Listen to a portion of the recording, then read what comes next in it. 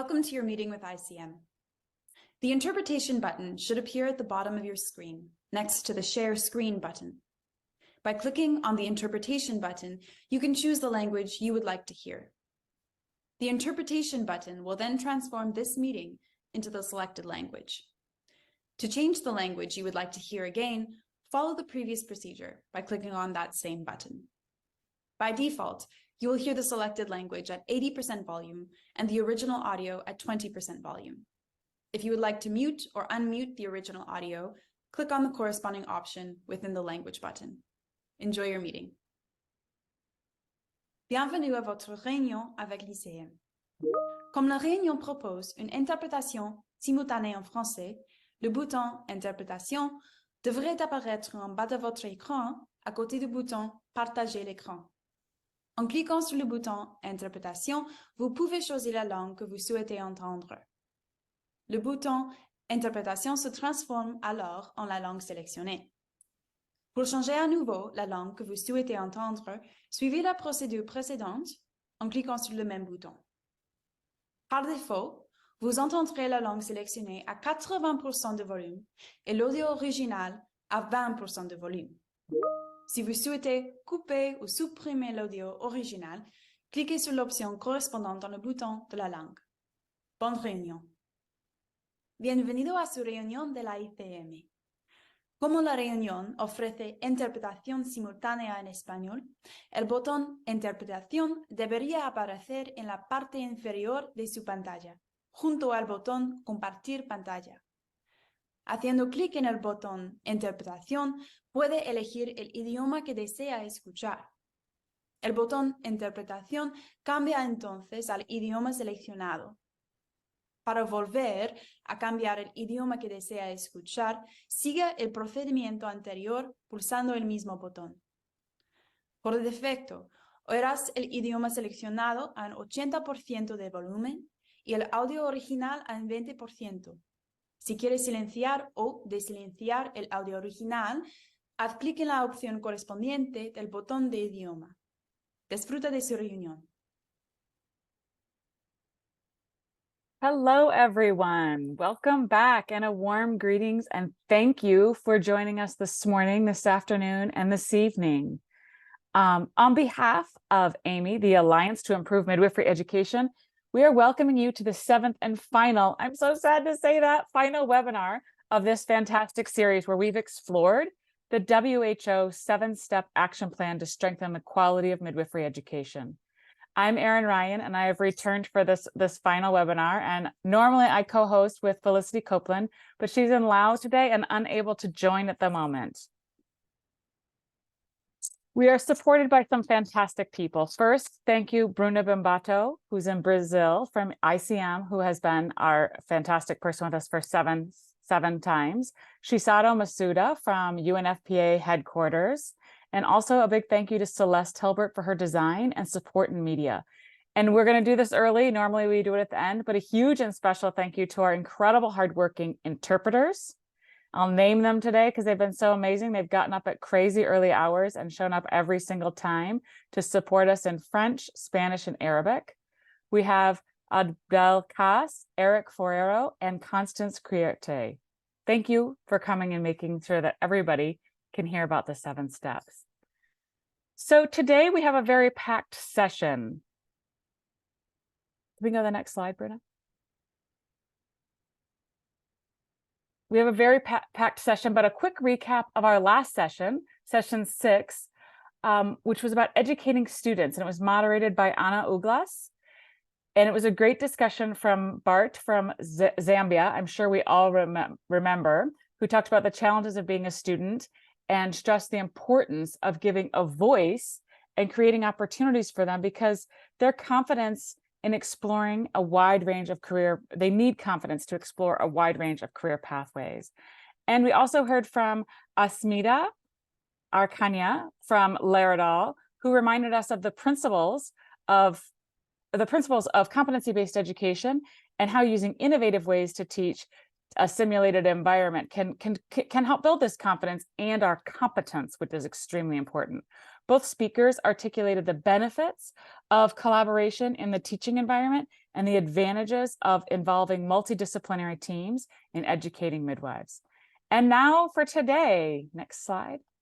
It is step 7, our final step, although some argue it should be the first step, which is monitor, evaluate, review, and adjust. And this focuses on the importance of faculty being engaged in the process of reviewing, reflecting what's going on in their midwifery program and what needs further development.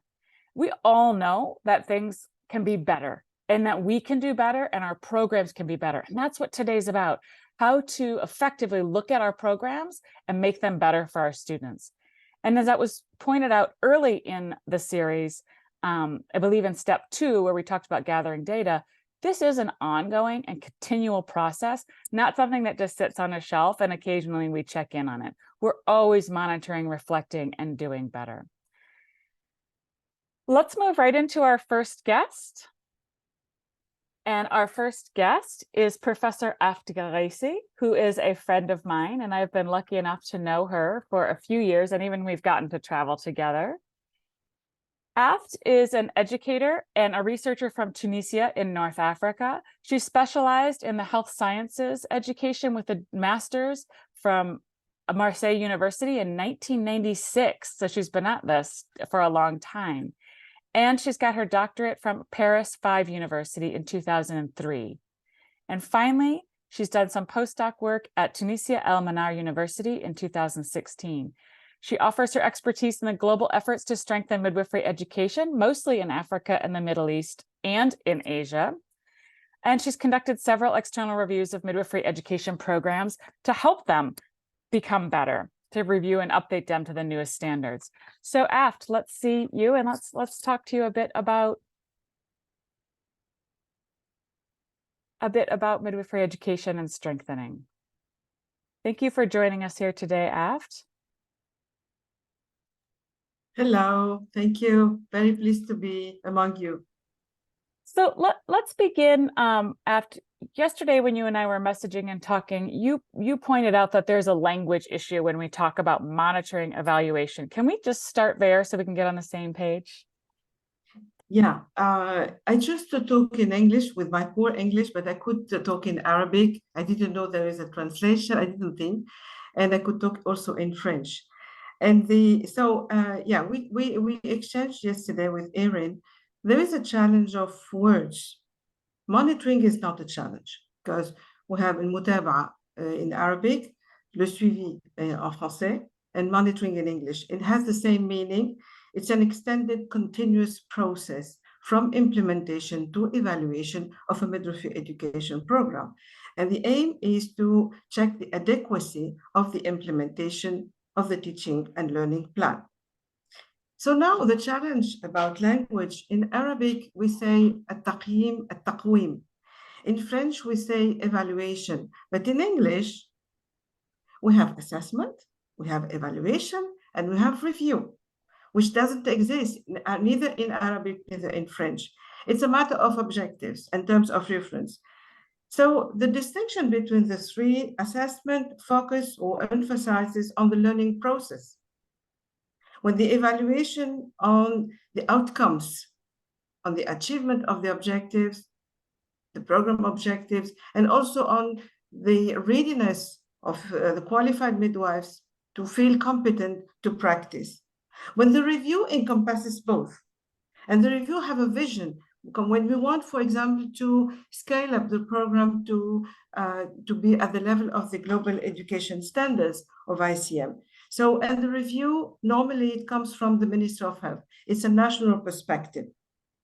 So this is to highlight the nuance, the differences between words. But we come back, we finally come to the same destination. So we all want the same thing. We just all use different words. And it would be classic English that we make it more complicated with extra words. Yes, absolutely. Yeah. So I did mention, as I was saying, why it's important to regularly monitor and evaluate, because we want to make things better. But can you tell me, what does that mean, making things better in an educational system? Why is it important to regularly monitor or evaluate a program? Monitor first is to record regularly data to be sure we achieve the plan, the teaching and learning plan established by the school or by the program. But at the end of the day, these data will give us a flavor, not a flavor, an idea of the student performances. It's linked to the assessment strategies too within the program.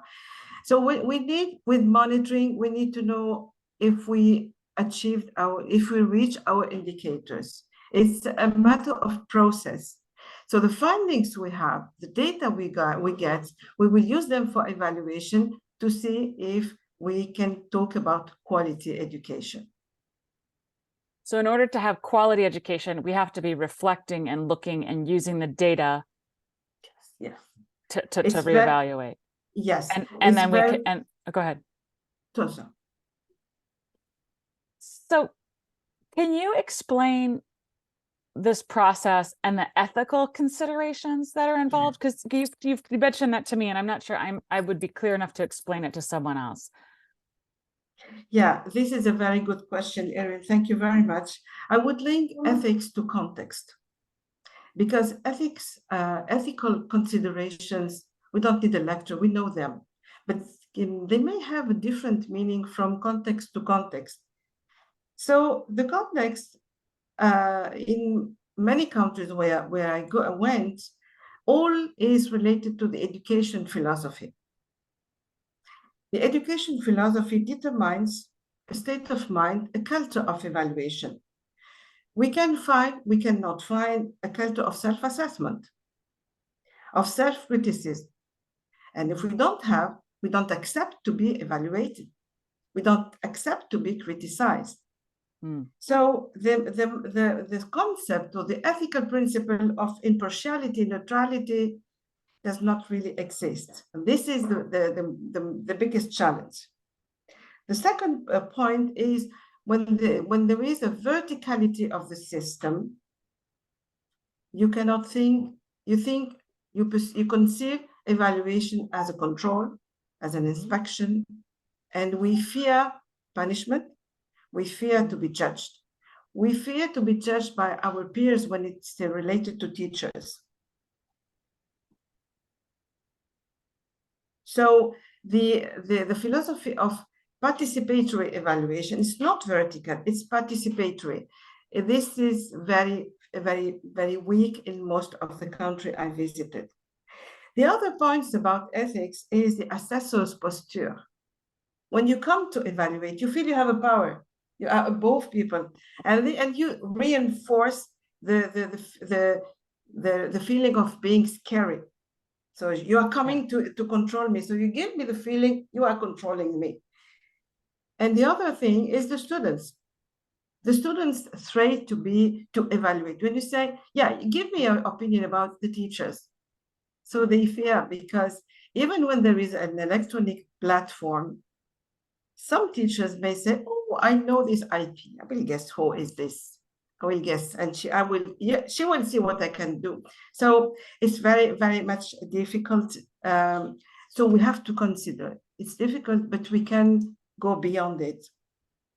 What I want to say more. So I know from you, because you and I actually have gone together to 2 countries to evaluate schools, multiple schools together. Yes.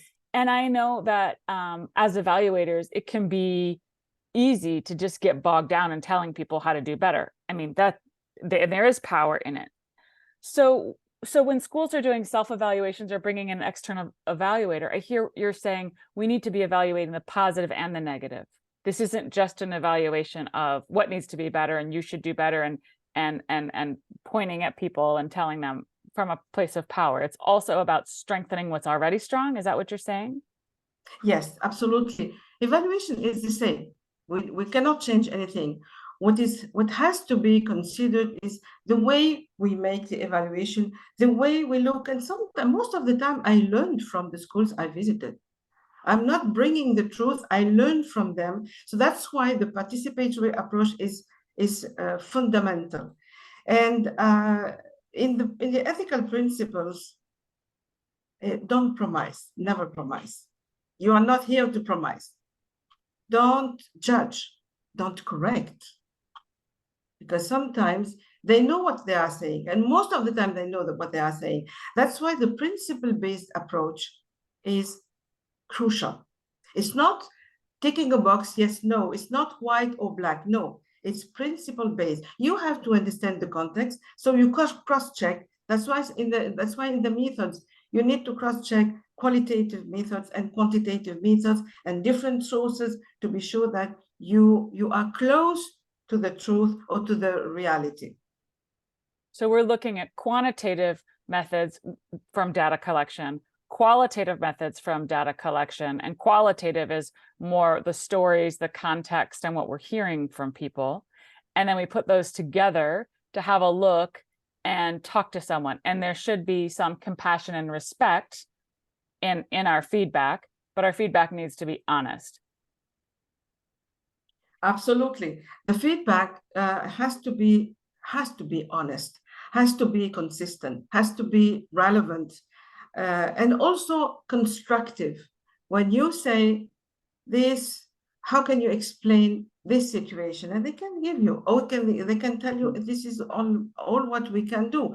For example, one of the issues in countries, they have connecting troubles. They have troubles in electricity. And we want them to have an electronic platform performing quite excellent. They cannot. So you have to understand them. So maybe here we can see, and I saw this in some countries, what do you do to prevent a problem, to avoid losing your data, for example? So that's why empathy is very much important.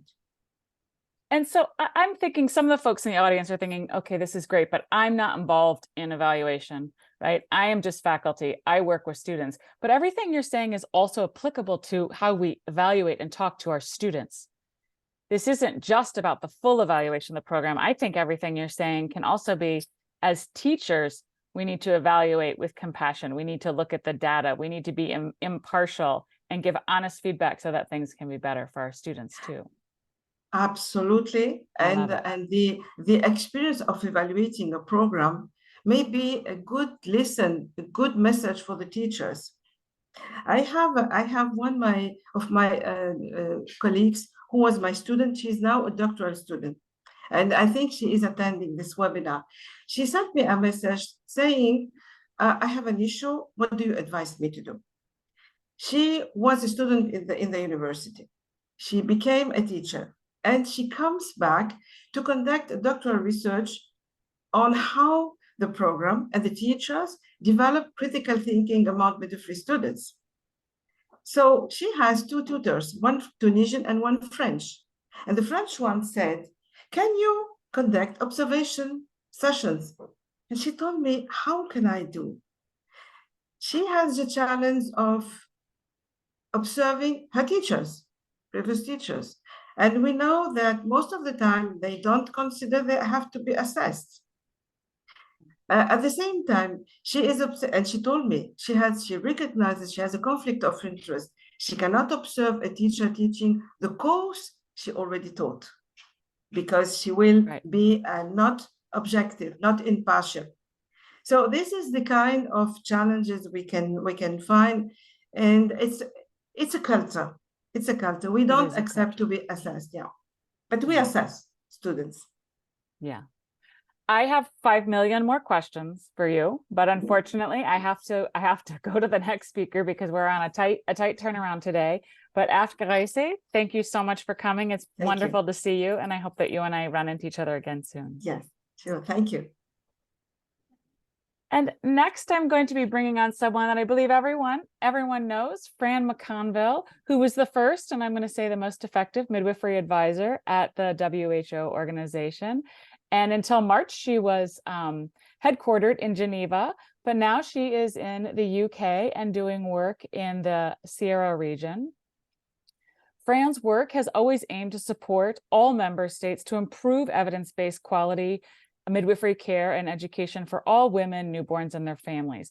And this includes working with our global partners to support research, advocacy, capacity building, and ensuring that the voices of midwifery leaders and midwifery leaders are heard.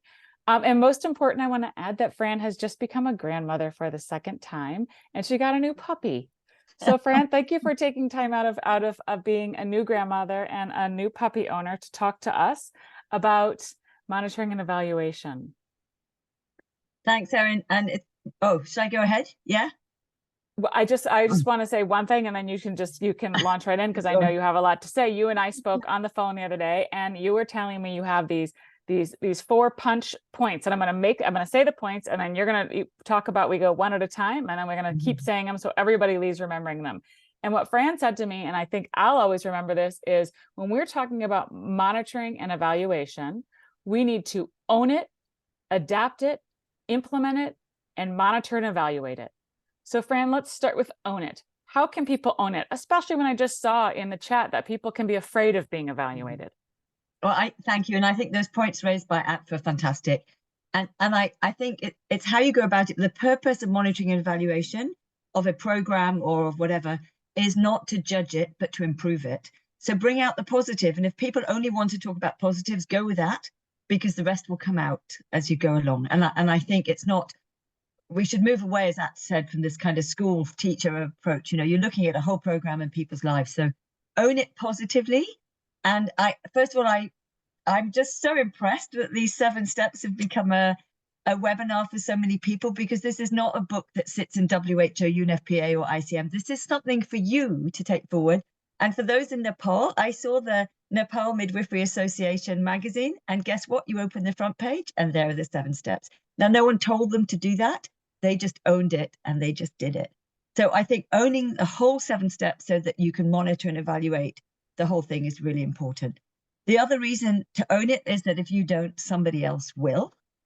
And we are midwives, and we need to own what we do and not sit back and let others, you know, take our space, if you like, and show leadership and say, I want to monitor this program, I want to evaluate it. And it is also the first step, because when you design a program, you put in the indicators, which do exist, by the way, we'll put them in the chat.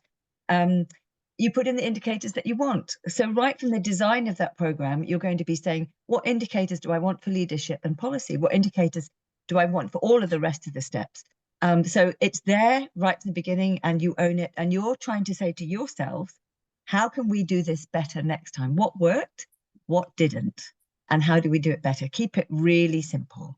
And you mentioned that this could also help with funding, and we all like funding. So can you say a little about that? Yeah, I think it really came home to me when I worked for the UK aid program. So I was a donor, and I was always wanting to fund midwifery, including to UNFPA and WHO and others. And they would always say the same thing. How are you measuring this? How are you measuring the impact of your midwifery education? We've done really well globally on midwifery education. All partners have contributed something, and we've got really good at saying how many midwives were trained. So what, right? Where do we go from that? They're trained. Are they deployed? Are they deployed as midwives, or are they still being deployed as nurses? Are they in an enabling environment? Are they able to show leadership, etc.? Are they able to do all those things in the 7 steps? So yes, we've got really good indicators now on kind of numbers, but honestly, donors tire of that. They want to see change for women. They want to see change in all these other things, particularly now leadership and how we are transitioning to midwifery models of care through this approach. So think of the most simple indicators you can. We had so many meetings. We got feedback from women, newborns, not women, families and communities. Come up with something to show them as you design your program, that this will say to the ministry, not just the donor, the ministry has most of the money usually, a really good comprehensive 7 steps exist. I've looked at it. I've thought of things that we can achieve in the first year, 5 years, 10 years, not just numbers of midwives, but more than that. And what do you think? And I think that each indicator per year is going to cost this much. Because what I found was it's very easy to fund a malaria program. How much does a bed net cost? $1. How many lives does it save? 10. You know, you can just calculate off the top of your head how many, it's value for money. And people look at midwifery as a complex intervention, and they say, oh, it's so complicated. We fund that, it's just going to get lost on blah, blah. So if you say, but actually we've got 7 steps and we're going to monitor these closely, and these are the indicators, simple though they are, and they like simple indicators, and we think it's going to cost this much. Would you fund it? And then they go, okay. And then at the end of the year, when you reviewed it on your way to the evaluation, you go, this worked, but actually this didn't work so well. We'd need more money to do what we wanted, or we're just going to drop it. It wasn't necessary. So just keep it simple and use the 7 steps as a really good framework to say we're not trying to do everything, but here we go. So we need more resources. We keep being told that. Use the framework. And so we can use international documents like this one to empower ourselves and actually make ourselves leaders, because I can say, look, I have this 7-step action plan. I've printed it out because that's good, and show it to folks. And I do see someone in the chat said, what are the 7 steps? We just shared the link. So it's right there. It's right there in the chat. So and it's good to ask that. Yeah, because I forget them, you know, and it's not everybody knows where they are. So this is really important. Can we move to adapt it? So the 7 steps, like I get a little nervous looking at it. Do I have to follow these steps exactly and follow all the indicators exactly? Talk to me about adapting it. So when we developed stuff at WHO, and it was developed, many of us on the call would have been part of this. All the partners were there. We had over 200 midwives in a meeting in WHO for 4 days. It was amazing. Okay. But we were developing something globally. And it was a lot of people developed it globally. So when this got launched at the World Health Assembly with a whole panel of ministers, I mean, honestly, this was one of the most popular things that ever happened at the World Health Assembly. It was standing room only, and it was amazing.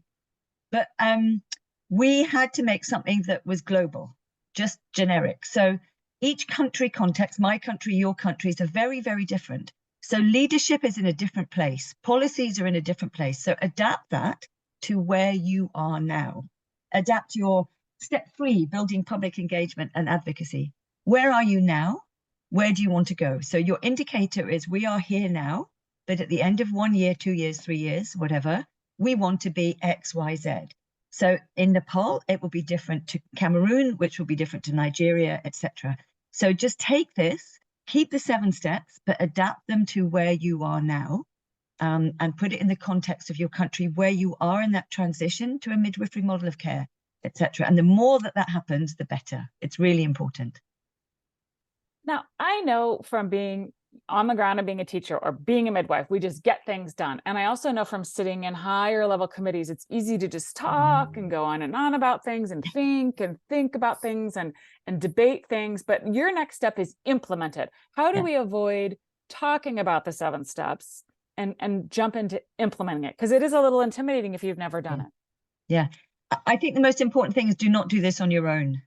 There's a lot of people on this call, but, you know, we hope that many countries now have national midwifery task forces. Even if they're not called that, they may be part of a maternal health task force or something. If there isn't one, try and work with government, because they should really be leading that if it's possible. Sometimes it's really difficult for the person in government to do that, but form your own. We're all stakeholders in this. Get together, coordinate, liaise.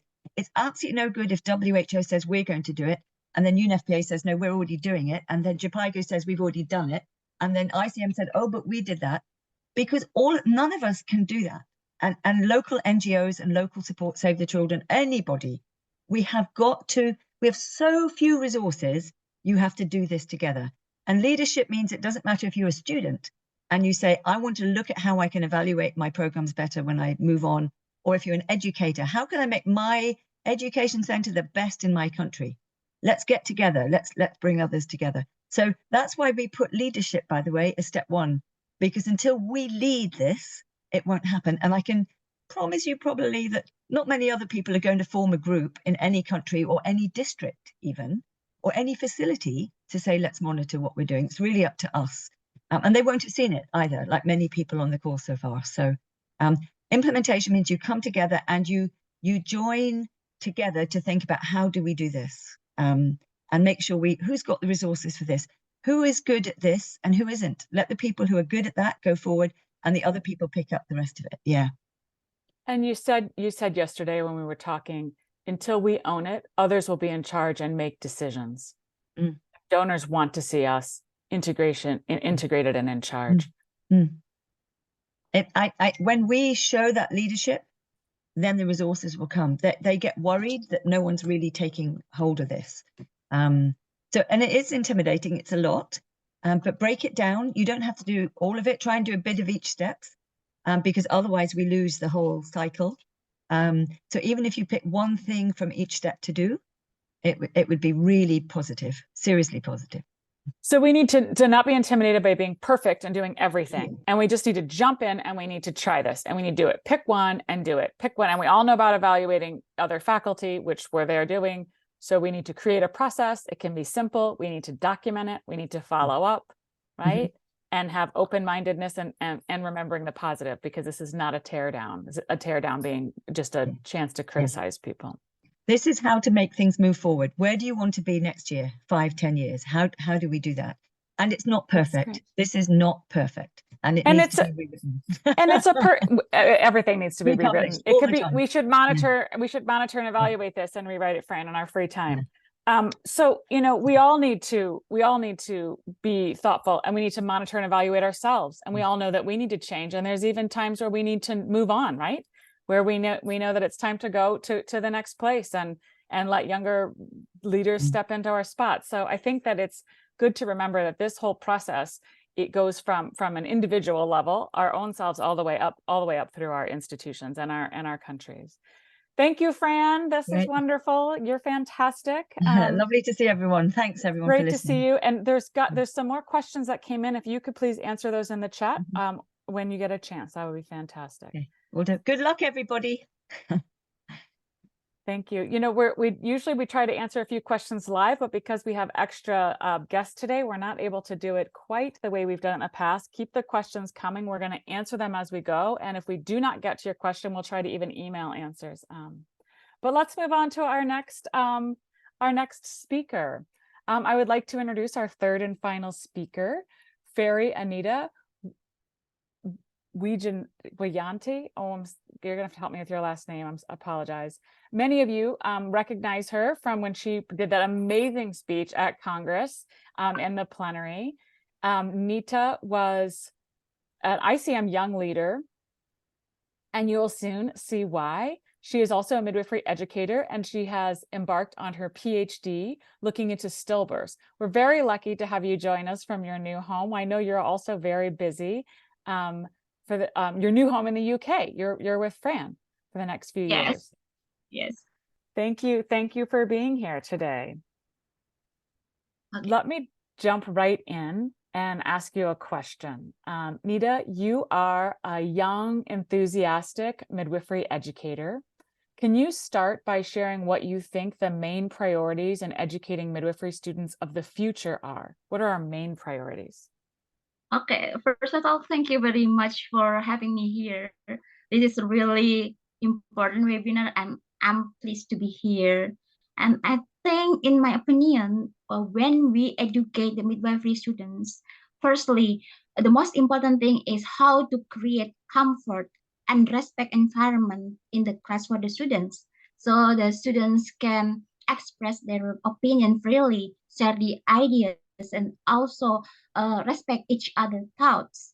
And it will make them enjoy and appreciate every single step that they take in their learning journey. Also, we need to prepare the students how to enhance their theoretical knowledge and competence, clinical competence, based on the available evidence. I teach my students with updated knowledge. I always prepare materials with current evidence-based practice before teaching. And I also love to learn new things, for example, technology, soft skills, and also language. And I encourage my students to do so.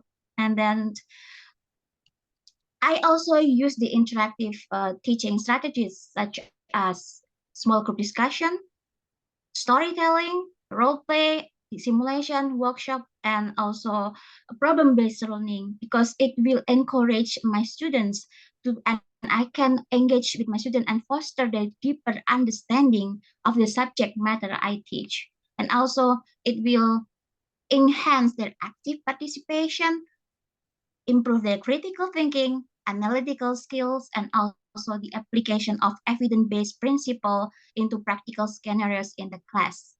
when the students can successfully connect the theoretical knowledge they acquire in the class with the practical aspect with their clinical work, I'm sure that they become capable of providing high quality and safe care to women.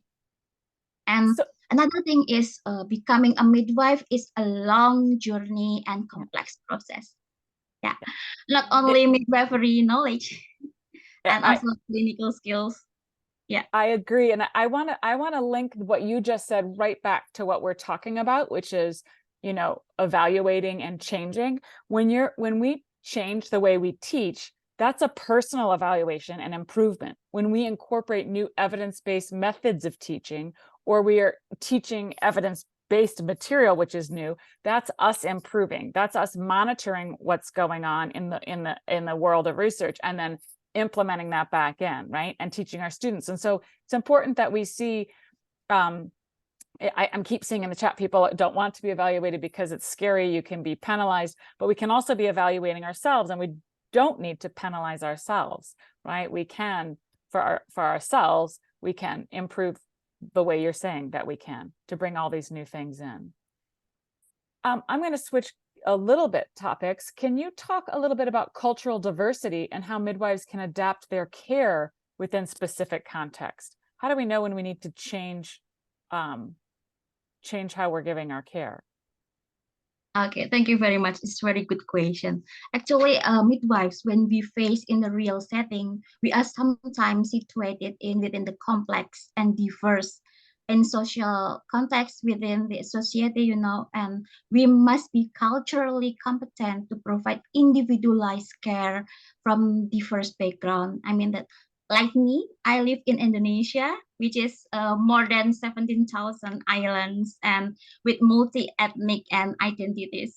You know, that I need to emphasize to my students that they need to explore the cultural practice and traditional related to pregnancy and childbirth, but also all about the sexual, reproductive, maternal, and newborn health, because we are in the various ethnic and religious group. Perhaps in the future, they will work in another island with different cultural practice. For example, when the midwives work in Padang, Padang is one of city in West Sumatra Island, the city that I work, and it is also the world's largest matrilineal society. And they need to understand what kind of a matrilineal caste system that where the lineage is based on the maternal line. So it is important that because the cultural practice can impact clinical making decisions and also midwifery care for women and the babies.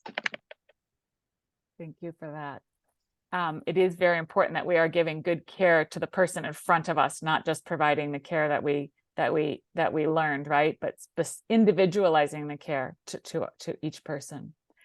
I have one last question, and that is, finally, what would you say to new midwives to encourage them on their journey? You've given us so much inspiration in the past. I'd like just a little bit more from you if possible. Okay, this is not about the new graduate midwives to support on the journey? Yes. Okay, I think firstly talking about you enjoy your journey, because being a midwife is noble and remarkable. You have the potential to make big impact on the lives you touch. And if I wish you have joy in the privilege of supporting women in their families during their transformative role in their lives. And secondly, embrace the challenge. Challenges will arise in your practice, and we cannot ignore it. And it is unpredictable, right? But use these challenges as an opportunity to grow and make you stronger to save lives. Nita, thank you so much. I hear your words deeply in my heart, and I appreciate that we need to, all midwives, not just new midwives, some of us older midwives too, need to take that same advice and carry it with us. Thank you for coming today, and I can't wait to watch you on your journey and see where you go.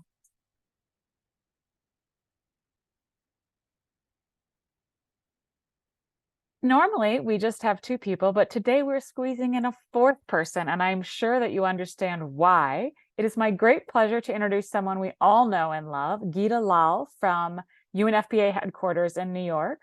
And it's appropriate that Geeta is giving our closing remarks of these webinars today, as it was Geeta and Sarah Barzeev from UNFPA headquarters who are the creators of the AIME initiative, and it's because of their vision and hard work that AIME is here to support midwifery education. Geeta, thank you for coming today. I'm excited to talk to you. Thank you for making this happen. We've had a fantastic seven webinars. And Geeta, as we have come to the end of the webinars, this is the first major output of AIME. Can you give us an overview of your impression of the webinars? You've been to all of them, and where do we go from here for AIME?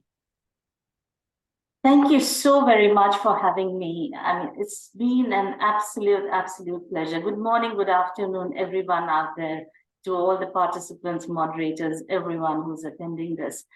What a thought-provoking and captivating session this has been. I mean, all the messages from Fran, Anita, and yourself, Erin, are still reverberating in my mind. You know, how do we own the programs we create? How do we self-assess? How do we measure the success? How do we adapt our programs? And really, thank you first to all the brilliant speakers of this morning. I know this is the last webinar, and do allow me a few minutes just to, before I share my impressions, which would be short, to really thank you, Erin, first, and Felicity, who unfortunately fell sick, for organizing this wonderful series of 7 education webinars around the 7-step approach of WHO, ICM, UNFPA, and UNICEF. It is really a holistic approach, you know, and as Fran was saying, even if you take some elements from each, it would really help in strengthening our programs. I would like to thank Bruna and Chisato, you know, for all your hard work, for all the logistical arrangements, to Celeste for our incredible communication work, and to all our core partners. I do have to name them: International Confederation of Midwives, WHO, UNICEF, LERAL, Liverpool School of Tropical Medicine, Jipaigo, Burnett Institute, and Momentum. Thank you all so much. You've all contributed to each of these webinars, you know, be it through moderation, facilitation, of being speakers or inviting speakers. So really, thank you all so much. And also to all the speakers who came, to all our our young midwifery leaders, students, and the caliber and richness of your experience has been absolutely awe-inspiring. And really, I do want to thank all our translators as well. You know, but for you, the audiences, you know, we wouldn't have had this global audiences. So thank you again. And last but not least, you know, I do want to extend a huge shout out and a thank you to my UNFPA colleague, former UNFPA colleague and friend Sarah Barzeev, who led the formation of AIME in the first place. So Sarah, you are out there, I know. Really, it takes a vision. It really takes a vision. So thank you for all your hard work, and you're still with us through Burnett Institute. So you know, we will continue, and to Johnson & Johnson Foundation, you know, for enabling this partnership. I know that was a bit long, but I just had to say a big thank you to everyone. And if I've missed anybody, big thank you from the bottom of my heart. Now, briefly my impressions, you know, really, first and foremost, it's the richness and content of these webinars. I think they were very succinct, to the point, and they covered all the key aspects. You know, in a 1-hour webinar, you can't cover just about everything. We could spend days talking about each of the steps, but you know, really the key points, thought-provoking points that came out from the speakers, it just shows the depth of your knowledge and experience. That look, all that is there in the manuals, but look out for these key points. So that was you know, the whole 7-step approach, which is really holistic, useful, and an informative pathway on how to build strong midwifery education programs from the ground. It's really an evidence-based approach. And what Fran was just saying, you know, that think about creating a task force, think about ownership, you know, do it together. There are a lot of gaps in education. And quality of care is really lacking. I mean, today we see that 50% of maternal deaths are due to poor quality of care, and roughly 60% of newborn deaths. And midwifery is the pathway. Midwifery is the pathway, and improving the quality of midwifery care is the pathway. Hence, education is the pathway. Among others, of course, education also an enabling environment. But I think if we get these two key aspects together, we really stand a chance in improving the outcomes for mothers and newborns. It was also really heartwarming for me to see the strong engagement and participation of midwives in this during these webinars, the educators who joined, their thought-provoking questions, and the hard work that you all put in answering as many questions that you possibly could. Over 2,000 participants have already participated, and all these are on YouTube videos, and we see that the traffic on those YouTube videos, for those who might have missed, is increasing. So please look at this. Look at these webinars to inform your programs. Maybe they might be helpful. And, not just the expert speakers, but also the faculty, your members who participated. One understands that they also need support. So it's really important to continue the momentum that has been created through this Alliance for Improving Midwifery Education, which is AIME. It's not very old, it's just 2 years old, so, but we are all coming together, synchronizing our efforts, harmonizing our efforts, and trying to bring the best knowledge forward. So please continue to network and improve your programs. Thank you, Geeta. And I want to acknowledge the audience. Thank you all for coming. In our 7 series, we've had almost 3,000 people show up, which is a lot of educators who are interested in a conversation. So, Geeta, can you tell me, I know AIME is very committed to supporting global midwifery education, and they're about to launch the UNFPA ICM midwifery curricula, one for direct entry and one for post-nursing. Can you tell me a little bit about these two? Absolutely, Erin, and thank you for bringing this up. I think there's one slide which shows shows these two resources. These emerge really from the growing polls by countries. For some kind of a sample curriculum. We used to get requests. I think over the past decade, we've been getting requests for some kind of a competency-based curriculum, because countries have been revising or starting from scratch. And these two curriculum now is really the hard work. Erin, thank you so much. I know you played a big role in this, and Felicity, who's not here, unfortunately, and of course, all the others who played a big role in this. But you two specifically, I want to extend a huge thank you to you. It's been 2 years of work. So one is the sample direct entry, 3-year direct entry midwifery curriculum, which is completely aligned to all of ICM's competencies. So it has fantastic lesson plans, resources that you can use. It is totally adaptive. You can adapt it to your country context, where you can be flexible, but it gives you some kind of a framework. So when you are revising, you can use your national regulatory framework, but this as a benchmark, as a sample when drafting it. So many countries also use bridging pathways and, from nursing to midwifery. So there's also a second 18-month sample post-nursing midwifery curriculum.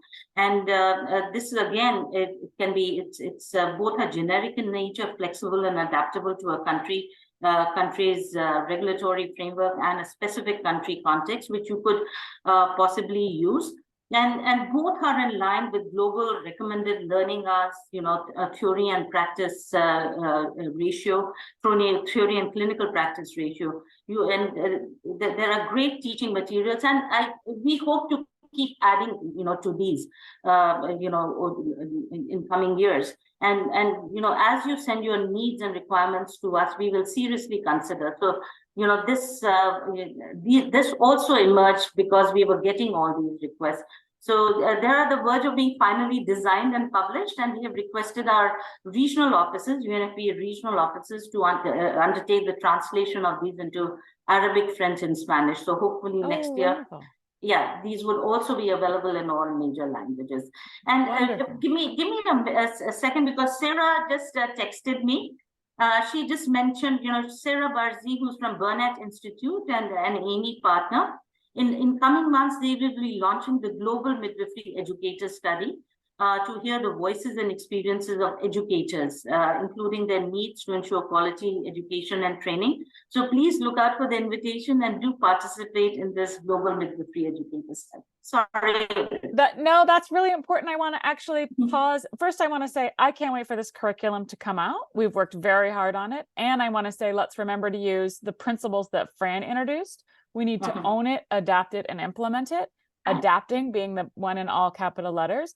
But let's take a moment to acknowledge that we need more midwife educator voices and we need research on midwife educator voices. And Burnett Institute, who is a partner of AIME, is going to be launching this study. And when you get the email, folks, take a minute to answer, please. And if you don't see the email, reach out to us and we'll help you find it, because we want to get more.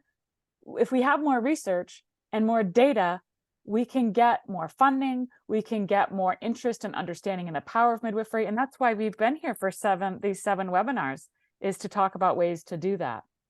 I have one last question for you, Geeta, and you do have to be slightly brief, because then we still have a couple slides after this.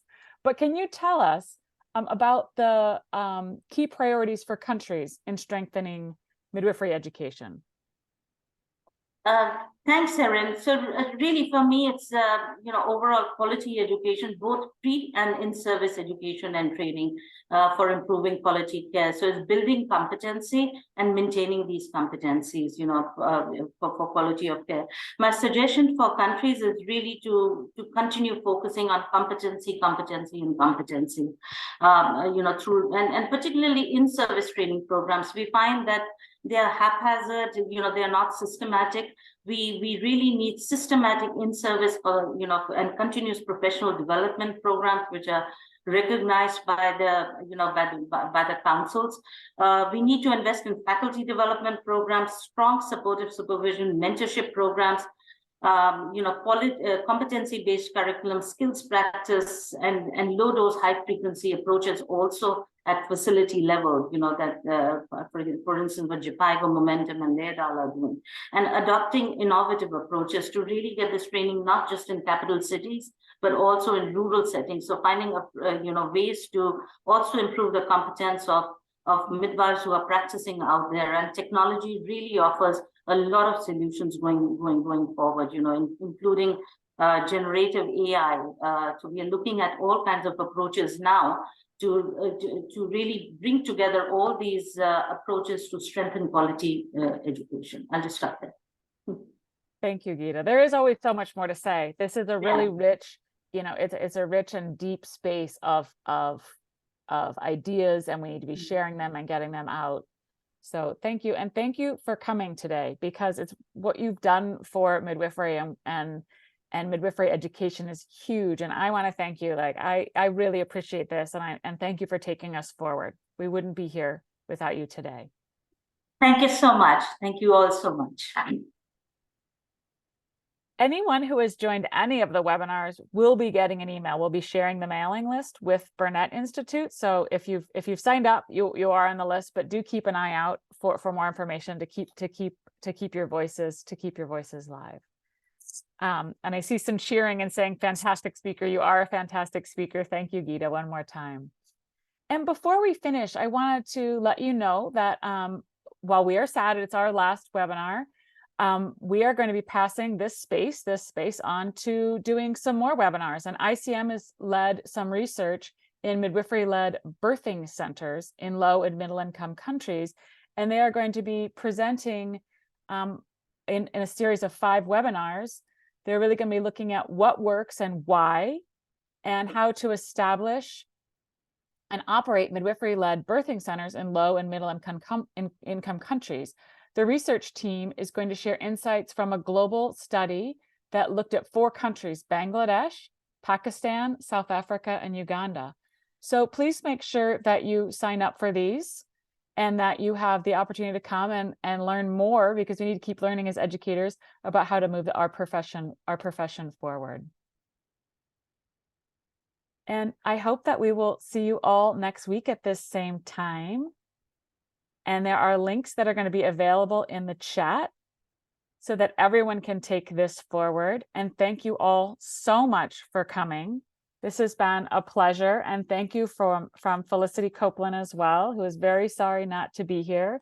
And I just want to say thank you for your participation and your enthusiasm and everyone's ability to share knowledge and experiences. And thank you for engaging with all of our wonderful guests and asking such fantastic questions. I've learned so much during this series, and we commend your commitment to strengthening quality midwifery education in your countries. It has been a pleasure, and to see you every fortnight. I will miss you all, and hopefully we'll see you next week in the Midwifery-led Birth Center webinars. Go well, look after yourselves, and look after each other. Have a wonderful day, everyone.